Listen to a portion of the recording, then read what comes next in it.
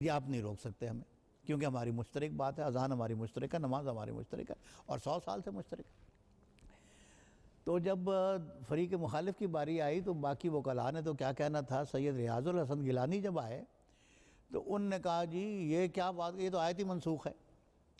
اب یہ ناسخ منسوخ کا عقیدہ بھی ایک ایسا عجیب عقیدہ لوگوں نے اختیار کر رکھا ہے کہ جی قرآن شریف کی آیتیں بھی منسوخ ہیں کچھ۔ اس نے کہا جی آیت منسوخ ہے، اس بات کا جواب بن نہیں پڑا کہ لا تحلوا شعائر اللہ کی ہم تو ہمیں حق دینے کو تیار نہیں، آیت کو منسوخ قرار دینے کو تیار۔ عجیب بات ہے کہ جب میں نے بحث لکھ کے دی بعد میں تو میں نے اس میں کہا کہ جی اور کوئی وجہ نکالیں ہمارے ساتھ جو آپ نے کرنا ہے، قرآن کے اوپر تب آزمائی نہ کریں۔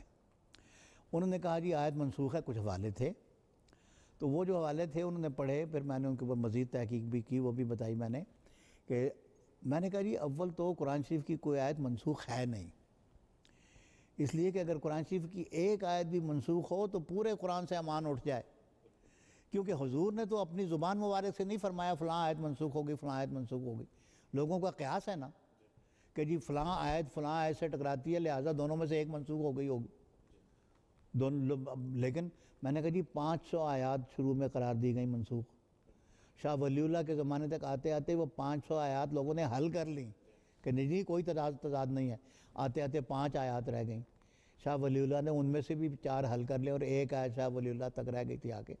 تو میں نے کہا یہ جو اتنا عرصہ گزرا ہے، جن لوگوں نے اس کو منسوخ کہا بھی تھا وہ بھی بعد کے زمانے میں منسوخ آیات کی فہرست میں یہ آیت شامل نہیں ہے، تو آیت منسوخ نہیں ہے۔ لیکن اگر منسوخ ہو بھی تو جو حصہ یہ کہہ رہے ہیں اس حصے کو کبھی کسی نے منسوخ نہیں کہا۔ تو استدلال ہمارا ایسا تھا کہ آخر میں نے کہا بھی کہ جی اب جب بات بند نہ پڑے تو پھر قرآن شریف کو بھی چھوڑ دو، پھر اپنی باتیں۔ تو اب یہ آپ کے اتفاق سے گزشتہ نشست پہ جب ہم بحث کر رہے تھے تو اس وقت بھی ذکر آیا تھا اس کا، یہ آپ کے سامنے کتاب پڑھی ہوئی ہے، یہ وفاقی شرعی عدالت کا فیصلہ، یہ کسی صاحب نے شرعی عدالت کے فیصلے کی گویا اردو ترجمہ شائع کیا، کہاں تک صحیح ہے نہیں اس سے مجھے غرض نہیں، لیکن یہ جو فیصلہ شائع کیا اور کہتے ہیں جی ہم نے وفاقی شرعی عدالت کے فیصلے سے کیا، وہ اس وقت ساری حکومت اس بات پہ لگی ہوئی تھی کہ جی اس فیصلے کو خوب تشہیر کرو۔ اس کتاب کو ہی اگر آپ دیکھ لیں تو یہ کتاب جو ہے یہ تقریباً فیصلہ جو ہے 247 صفحے کا ہے، اس میں سے 167 صفحے جو ہیں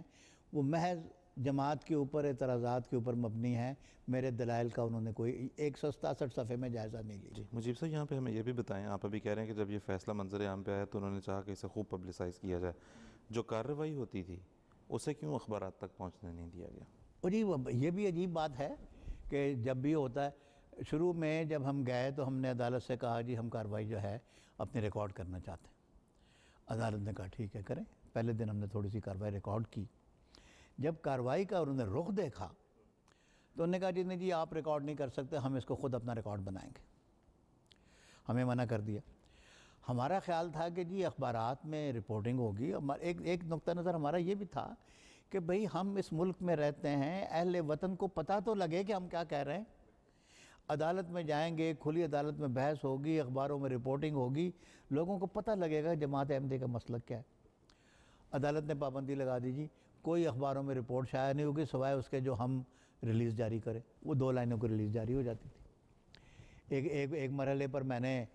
ذکر کیا کہ جی اخباروں میں اس کی کوئی رپورٹنگ نہیں